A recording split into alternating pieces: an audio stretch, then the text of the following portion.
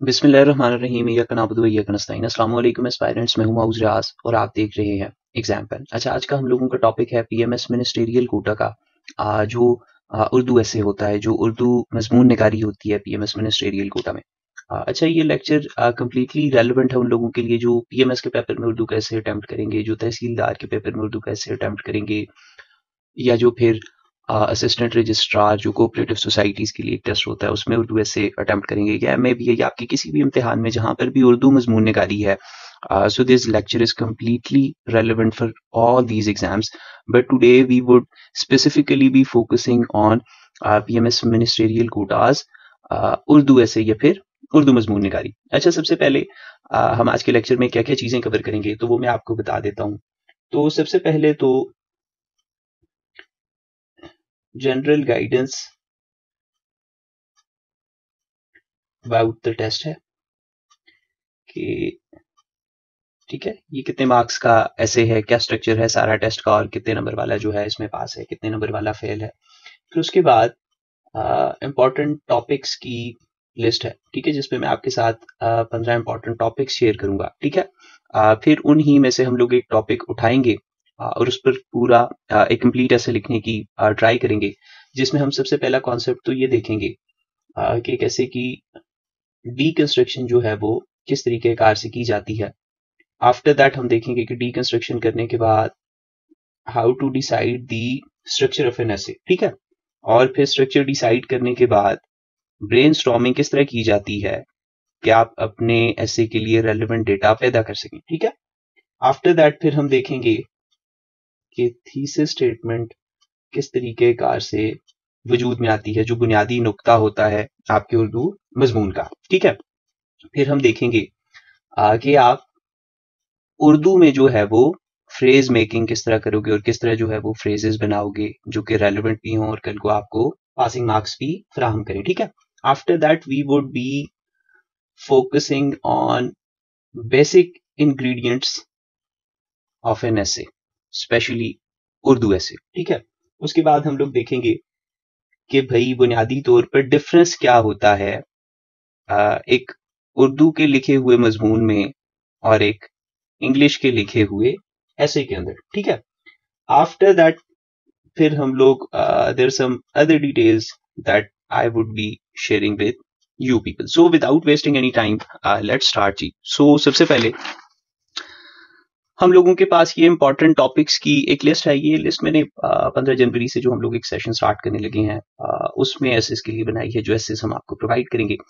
तो यहाँ से आपको अच्छी तरह अंदाजा हो जाएगा कि कौन कौन से टॉपिक्स इंपॉर्टेंट हैं, और अगर डायरेक्टली इनमें से कोई ऐसे नहीं भी आता तो इस ही के रिगार्डिंग कोई ना कोई चीज पूछी जाएगी। सो इंपॉर्टेंट टॉपिक्स हमारे पास क्या है जी।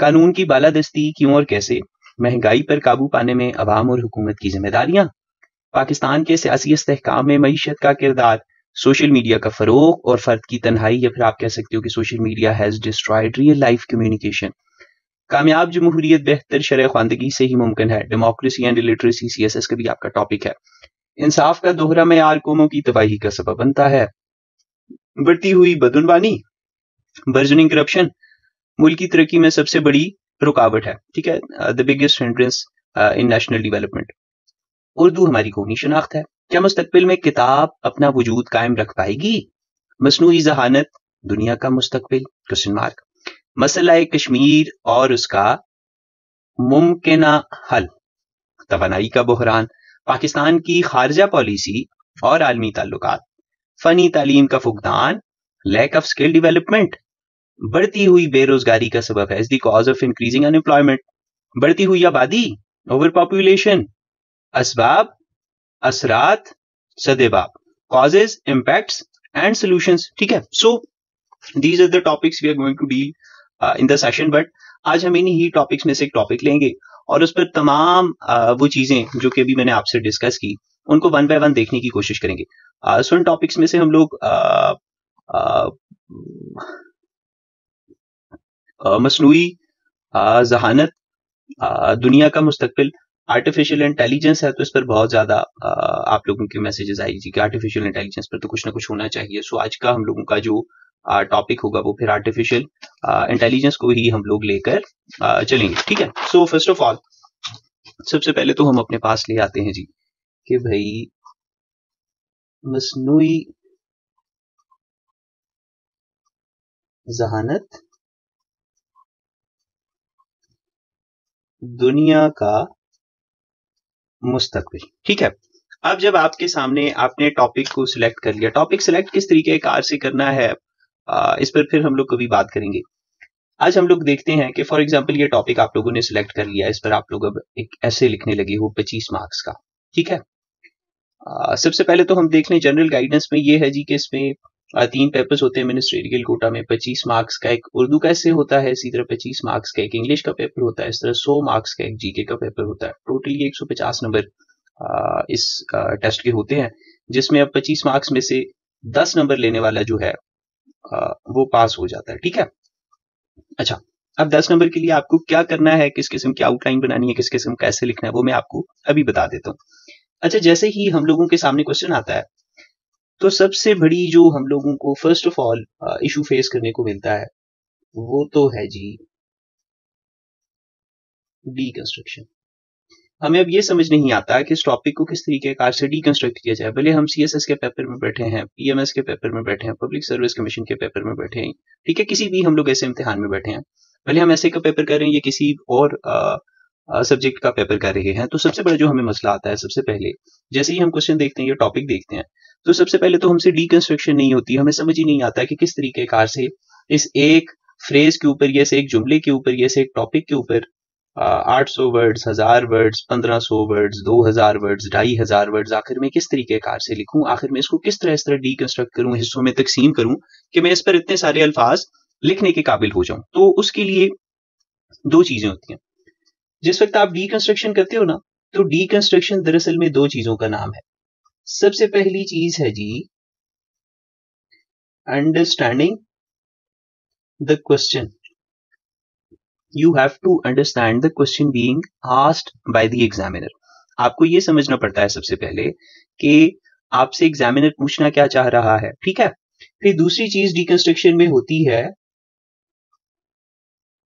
Deciding the structure of your एसे। ठीक है, ये डीकंस्ट्रक्शन का दूसरा पार्ट होता है। ठीक है, पहले आपको क्वेश्चन को अंडरस्टैंड करना पड़ता है। जब तक आप क्वेश्चन को अंडरस्टैंड नहीं करते उस वक्त तक आप स्ट्रक्चर को कभी भी डिसाइड नहीं कर सकते।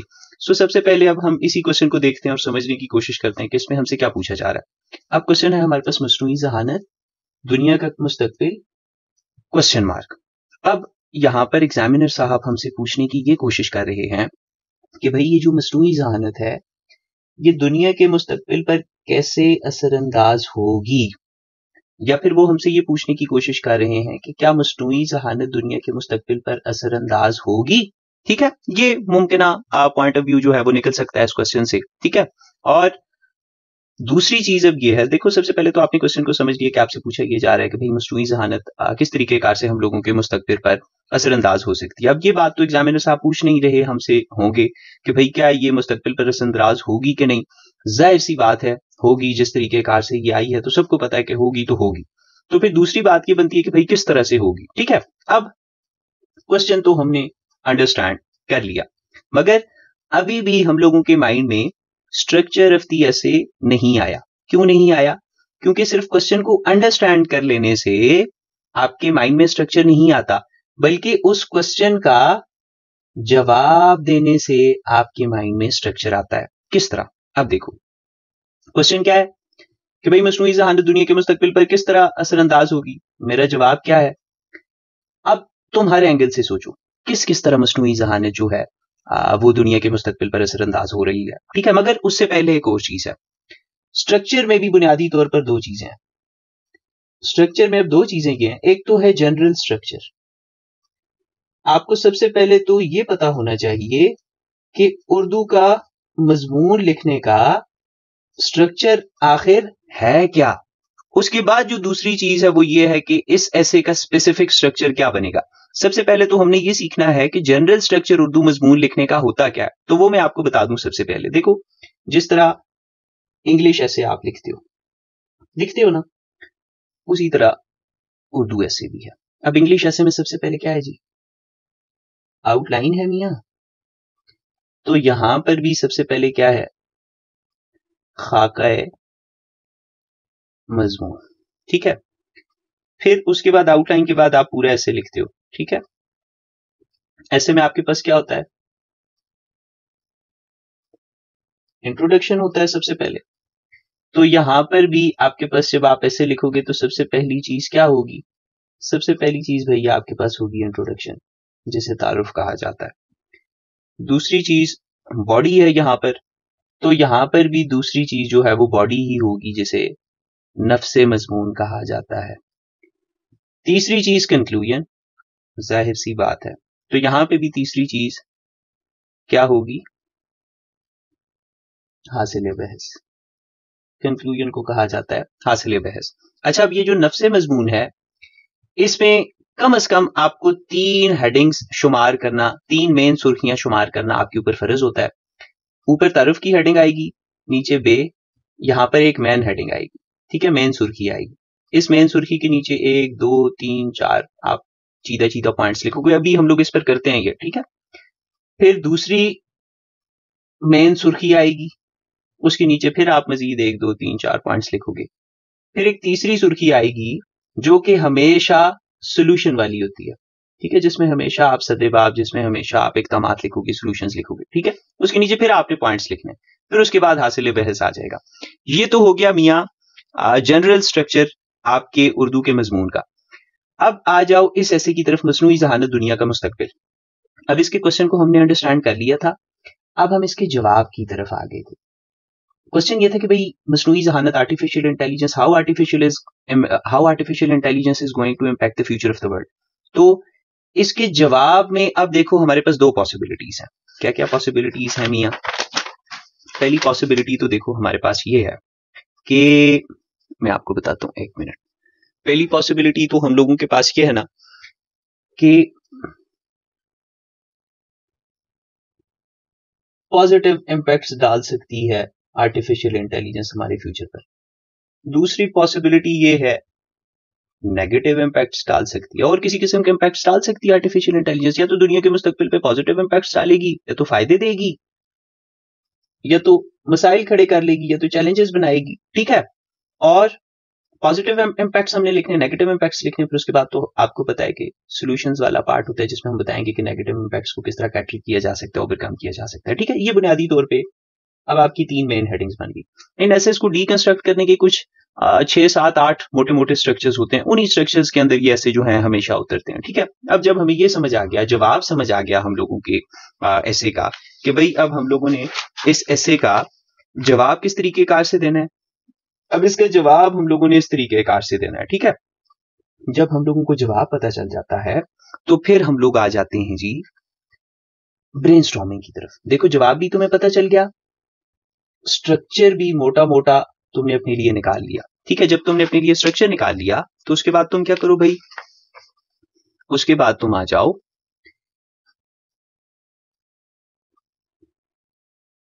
ब्रेनस्टॉर्मिंग की तरफ। ठीक है, अब ब्रेनस्टॉर्मिंग में क्या है, सबसे पहले तो तुम्हारे पास पॉजिटिव इंपैक्ट्स हैं, ये तो फायदे हैं। तो मसनूई जहानत के सबसे पहले तो अपने जहन में फायदे सोचने की कोशिश करो कि भाई मसनूई जहानत तुम्हें क्या क्या जो है वो फायदे दे सकती है। ठीक है, तो सबसे पहले तो ये देखो, आपको पता होगा कि इसने मेडिकल की फील्ड में देखो जिस तरह डायग्नोसिस को बेहतर बनाया, जिस तरह और ट्रीटमेंट्स में इसने हमारी मदद की, तालीम के मैदान में जो है ये बड़ी इनोवेटिव तब्दीलियां लेकर आई, मईशत के मैदान में जो है इसने बड़ा इनकलाब लाया।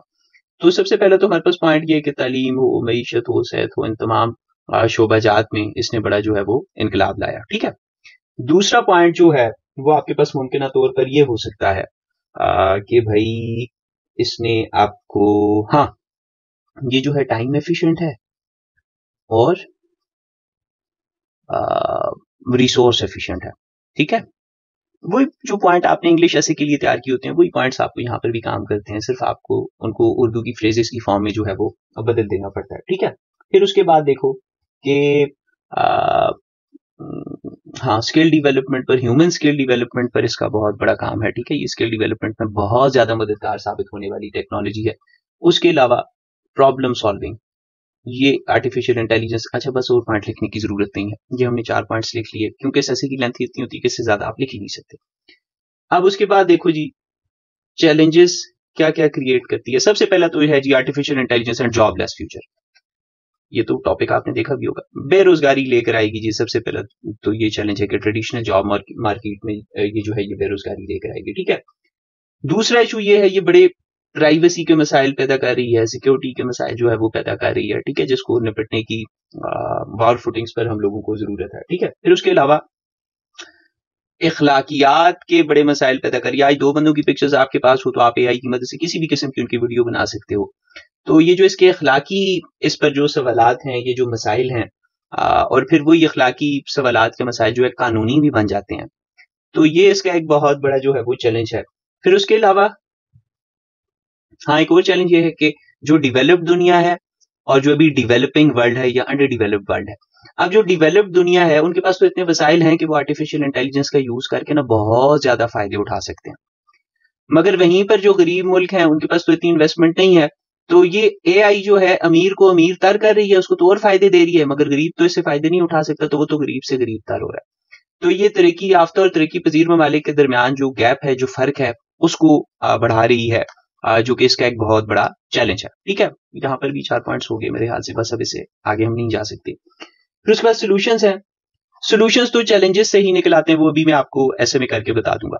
तो अब हम लोगों ने डीकंस्ट्रक्शन भी कर ली, डीकंस्ट्रक्शन के दोनों पार्ट कर लिए, क्वेश्चन को भी अंडरस्टैंड कर लिया और जवाब का स्ट्रक्चर भी हम लोगों ने डिसाइड कर लिया। उसके बाद ब्रेनस्टॉर्मिंग करके हम लोगों ने जो फ्रेजेस लिखनी थी अपने पास उर्दू में, जो सब पॉइंट्स हम लोगों ने बनाने थे, हमने वो भी डिसाइड कर लिया, ठीक है। अब हम आ जाते हैं जी कंप्लीट खाका बनाने की तरफ के पेपर में आप जो है किस तरीके कार से अपने क्वेश्चंस को डील करोगे। देखो आपके पास ऐसे है जी, मसनूई जहानत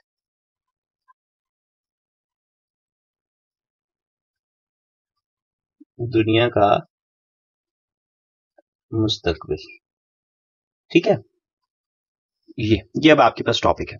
तो सबसे पहली जो चीज आपने करनी है वो क्या है जी, वो है जी आपने खाका मजमून या आउटलाइन बनानी है। एक दफा आउटलाइन बन गई फिर तो जाहिर सी बात है कि आपका सारा ऐसे ही बन गया। अब खाका मजमून बनाने का क्या तरीकाकार है, अभी हम लोग देखते हैं। जो चीजें अभी मैंने आपको जनरल समझाई थी उनको मैं आपको स्पेसिफिक करके बताता हूँ। सबसे पहले तो आपके पास आ गया भाई इंट्रोडक्शन। अब इंट्रोडक्शन में आपने एक चीज का ख्याल रखना है, यहाँ पर आपने थीसिस स्टेटमेंट मेंशन करनी होती है, जिससे आपके एग्जामिनर को ये पता चल जाता है कि इस टॉपिक के ऊपर आपका नुक्ता नजर क्या है। थीसिस स्टेटमेंट किधर से निकल कर आती है, कहाँ पर गया हम लोगों का थीसिस स्टेटमेंट, हम लोगों के पास किधर से निकल कर आती है। ये देखो, जहां पर हम लोग क्या करते हैं, हमने अपने क्वेश्चन को अंडरस्टैंड कर लिया। मैंने आपको कहा अंडरस्टैंड करना आपको स्ट्रक्चर नहीं देता। अंडरस्टैंड करने के बाद जब आप जवाब देते हो ना, ये जो हम लोगों ने जवाब दिया कि भाई किस तरह इंपैक्ट करेगी, तो दो ही तरीके से इंपैक्ट कर सकती है, या पॉजिटिवली या नेगेटिवली, और नेगेटिव्स को हमने सोल्यूशन करना होगा। तो इस जवाब का नाम ही बुनियादी तौर पर थीसिस स्टेटमेंट होता है, ठीक है।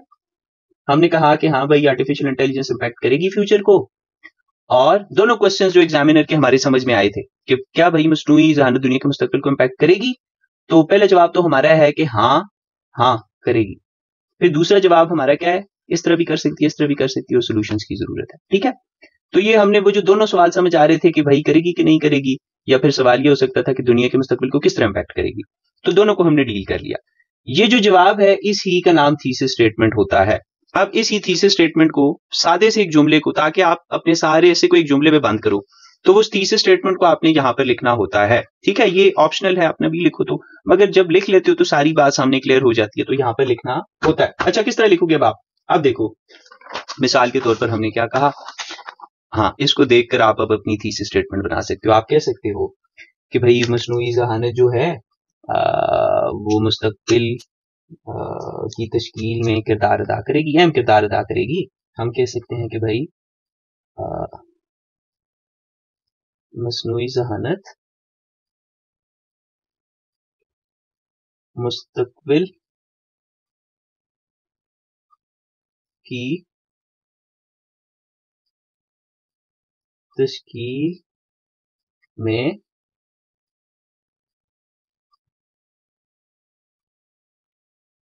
अहम किरदार अदा करेगी, कॉमा, एक ही जुमला हमने लिखना है, ठीक है। अब अगली बात हम लोगों के पास क्या है, ये है और ये है, इसके फवायद भी हैं और चैलेंजेस भी हैं। तो हम कहेंगे कि भाई लेकिन इसके फवायद और मसाइल के दरमियान, या दरमियान नहीं, हम लिख लेते हैं इसके फवायद और मसाइल का तवाज़न जरूरी है। ठीक है, फवायद भी हमने लिख लिए, मसाइल भी हमने लिख लिए, सॉल्यूशंस भी हमने बता दिया। तवाज़ुन क्या है, सॉल्यूशन। तो ये तो हम लोगों ने दे दी अपनी थीसिस स्टेटमेंट। यहाँ से एग्जामिनर को हमारा स्टांस क्लियर एंड कट पता चल गया। उसको पता चल गया कि भाई इसने मेरे टॉपिक को डीकंस्ट्रक्ट कर लिया, ये मेरा सवाल भी समझ गया है और फिर इसने मेरी बात का जवाब भी ठीक डायरेक्शन में देने की कोशिश की है। अच्छा, अब देखो, अब जब ये हो गया, ये वाला पार्ट तुम्हारा हो गया, उसके बाद आ जाओ दूसरे पार्ट के ऊपर। अब आ जाओ नफ्से मजमून के ऊपर, बॉडी ऑफ द ऐसे के ऊपर। अब बॉडी में मैंने आपको कहा 3 हेडिंग्स होंगी। तो सबसे पहले तो ये देखो, ये हेडिंग्स आपके पास बन गई। ये हेडिंग क्या है भाई, मसनूई जहानत के फवायद। ठीक है, अब मसनूई जहानत के हम लोगों ने क्या क्या फायदे आइडेंटिफाई किए। सबसे पहले ये कि तालीम, मईशत, सेहत, इन तमाम शोबाजात में ये जो है इनकलाब लेकर आई। अब इन चीजों को आपने फ्रेजेस की फॉर्म में बदल देना है। तो सबसे पहले आप क्या कहोगे कि जिंदगी के मुख्तलिफ शोबों में इनकलाब। ठीक है, जैसे कि तालीम, सेहत, ठीक है, मईशत। दूसरी चीज हम लोगों ने अपने पास क्या की थी जी, टाइम एफिशिएंट और रिसोर्स एफिशिएंट, वक्त की बचत और वसाइल की बचत। बल्कि हम लोग कर लेते हैं वक्त और वसाइल की बचत। ठीक है, फिर जब हम अपने पैराग्राफ से एक्सप्लेन करेंगे तो उसमें आपको समझ आ जाएगा कि इस पैराग्राफ्स को किस तरीके कार से लेकर चलना है। तीसरी चीज हम लोगों के पास आ गई जी, ह्यूमन स्किल डेवलपमेंट। ठीक है, इंसानी इंसानी सलाहियतों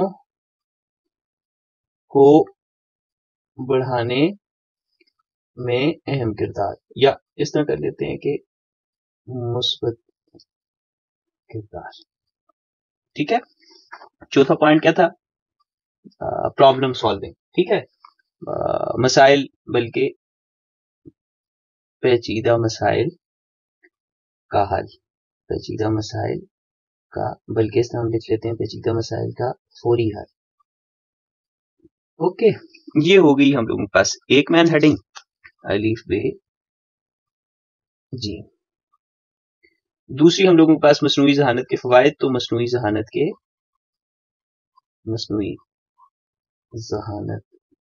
के चैलेंजेस। ठीक है, अब देखो, अच्छा अब इस चीज का क्या लॉजिक है कि 3 हेडिंग्स जो है वो मोर देन इनफ होंगी। अब देखो, ये एग्जामिनर का क्वेश्चन है, बढ़ती हुई आबादी, अस्बाब, असरात और सदेबाब। अब देखो, इसमें आप देखो कि आप तारुफ लिखोगे सबसे पहले, ठीक है जी, लिख लिया।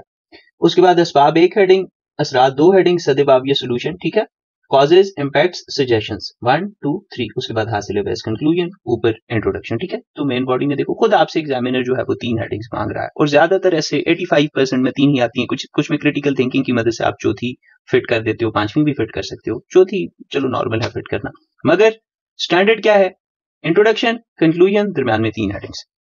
मसनूई जहानत के चैलेंजेस की तरफ आ जाओ। ठीक है, अब देखो चैलेंजेस में हम लोगों के पास क्या क्या चैलेंजेस थे।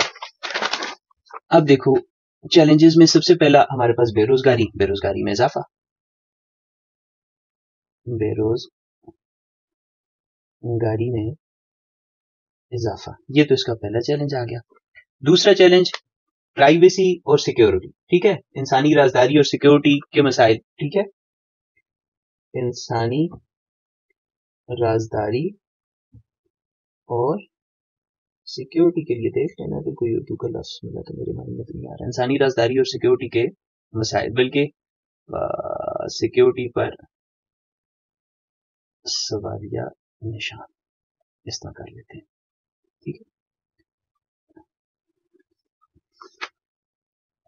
तीसरा हम लोगों के पास क्या था, इखलाकी और कानूनी मसाइल, तो इसको हम इसी तरह लिख लेते हैं, इखलाकी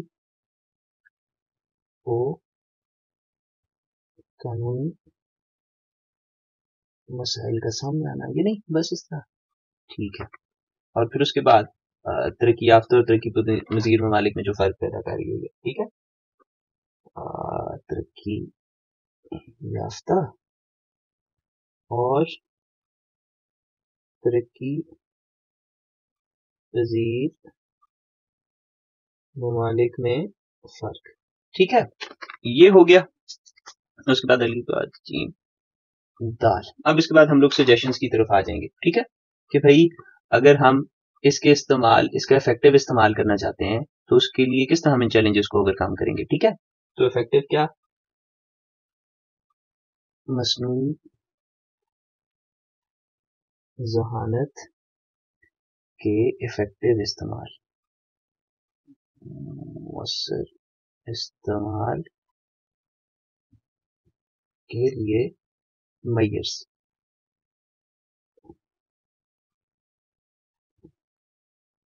measures for effectively overcoming the challenges of artificial intelligence। पहला मेजर क्या है, यहाँ पे बेरोजगारी है ना, तो बेरोजगारी किस तरह खत्म होगी कि ये जो हमारे पास लोग हैं, लोगों को क्या कहते हैं, ह्यूमन रिसोर्स है जो हमारे पास, ह्यूमन रिसोर्स को उर्दू में क्या कहेंगे, इंसानी वसाइल ही कहेंगे, इंसानी वसाइल की ट्रेनिंग। ठीक है, तरबियत।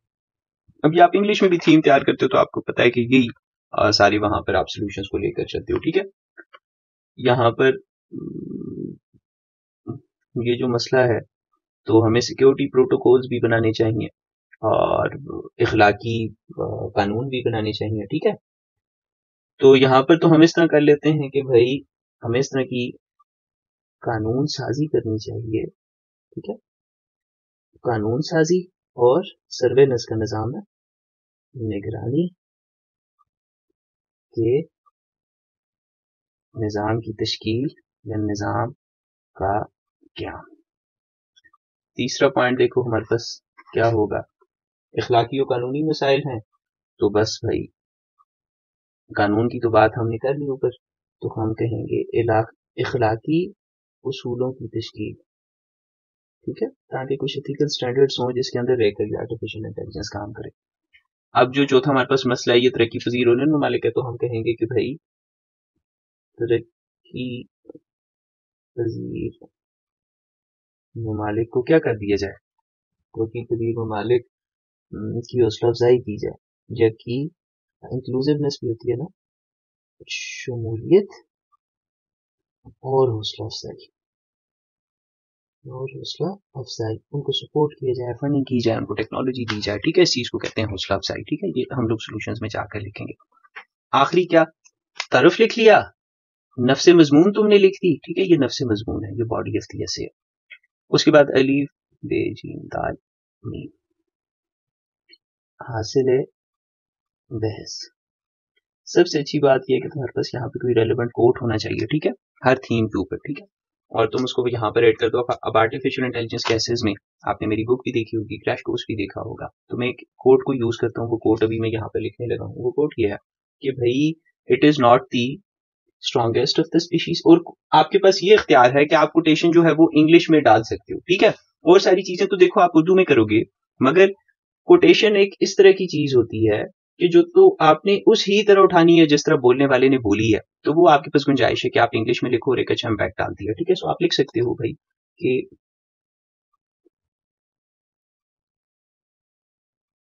It is not the strongest of the species that survives not the most intelligent। ठीक है, फिर कौन है भाई, it is the one that is the most adaptive to change. ठीक है, ये किसने कही थी ये बात कहने वाले हैं जी चार्ल्स डार्विन। ठीक है, सो ये देखो तुम लोगों के पास ऐसे तुम लोगों का लिखे गया। ठीक है, जब आउटलाइन बन गई उसके बाद तुम लोगों को ऐसे लिख दिया गया। अब इस आउटलाइन में देखो, सबसे पहले तो एग्जामिनर के हमने उस क्वेश्चन का जवाब दिया जो हम पहले समझे थे कि भाई क्या ये उस पर असरअंदाज होगी कि नहीं होगी। तो सबसे पहले तो हमने कह दिया मस्नूई ज़हानत मुस्तकबिल की तश्कील में अहम किरदार अदा करेगी। हमने कहा हाँ भाई होगी। अब दूसरा क्वेश्चन ये समझ आता है कि भाई अगर होगी तो दुनिया के मुस्तकबिल पर कैसे असरअंदाज होगी। तो दूसरे क्वेश्चन को भी हमने डील कर लिया, लेकिन इसके फवायद और मसाइल का तवाजुन जरूरी है कि भाई फवायद भी हैं मसाइल भी होंगे, इसलिए सोल्यूशंस की जरूरत है, मैय्यज की जरूरत है। अब देखो फवायद को भी हमने डील कर लिया, मसाइल को भी हमने डील कर लिया और तवाजुन को भी हमने डील कर लिया। ठीक है, इस चीज का नाम होता है थीसिस स्टेटमेंट, जिसमें आपका सारा ऐसे बंद हो जाता है और डीकंस्ट्रक्शन करते वक्त जो भी आपको एग्जामिनर के क्वेश्चन समझ आते हैं, जितने एंगल से भी समझ आते हैं, उन सारे क्वेश्चंस का आंसर होता है आपकी थीसिस स्टेटमेंट के अंदर। ठीक है, उसके बाद आपने फवायद लिखे, फिर तमाम आपने फ्रेजेस की शक्ल में यहाँ पर फवायद उतार दिए, फिर उसके बाद आपने चैलेंजेस लिखे, तमाम फ्रेजेस की फॉर्म में आपने चैलेंजेस उतार दिए, उसके बाद आपने सोल्यूशंस लिखे, फिर तमाम फ्रेजेस की फॉर्म में सोल्यूशंस उतार दिए। हासिल बहस में आप इस तरह की कोटेशन ऐड कर सकते हो जो कि आप ही के स्टांस को सब्सटेंशिएट करे या उससे भी एक कदम आगे चली जाए। अब इस कोटेशन का मतलब ये है कि भाई अब मसनूई ज़हानत आ गई है, आर्टिफिशियल इंटेलिजेंस आ गई है, तो इससे ये नहीं है कि तुम मुंह मोड़ के बैठ जाओ जी कि भाई हम लोग मसनूई ज़हानत को अडॉप्ट ही नहीं करते और हम लोग इसको छोड़ देंगे और इसके अलावा जिंदगी गुजारेंगे। नहीं, आएगी तो अब ये आ गई है, ये आपको इम्पैक्ट तो करेगी। अब आप तक है